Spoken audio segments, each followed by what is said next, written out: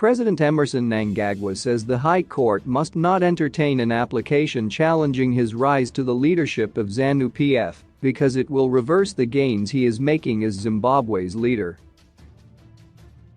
Mnangagwa's fears are revealed in answering affidavit deposed on his behalf by ZANU-PF Secretary for Administration Albert Mpofu in a case where a ruling party member, Sibath Musingenzi, is challenging his succession of the late Robert Mugabe in the aftermath of the 2017 coup.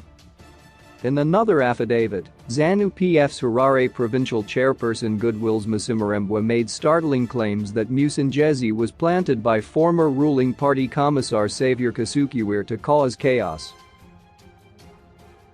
Kasukuwere, who was forced into exile during the coup, is now being touted in some ZANU-PF circles as Mnangagwa's potential replacement in light of intensifying factional wars in the ruling party.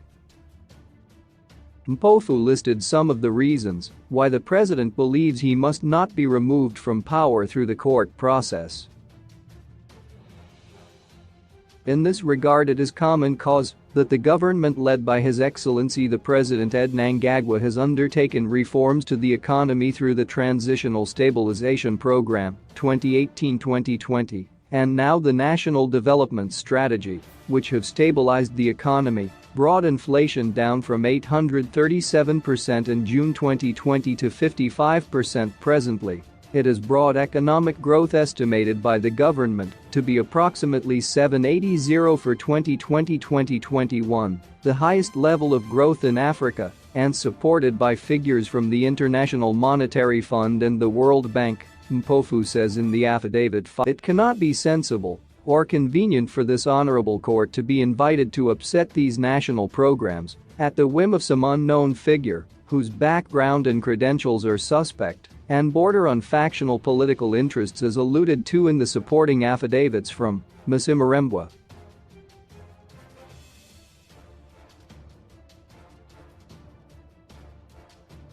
Mnangagwa said, "LT is believed on investigation by the District Coordinating Committee Security that reports to me as chairman of DCC4 Harare and also acting chairman of the Harare province that applicant was planted into the relevant district without the relevant credentials for political and other reasons by the former secretary for the commissariat Xavier Kasukuwere, with whom he is allegedly related." Mnangagwa also wants the court to throw out the application because a sitting president cannot be tried.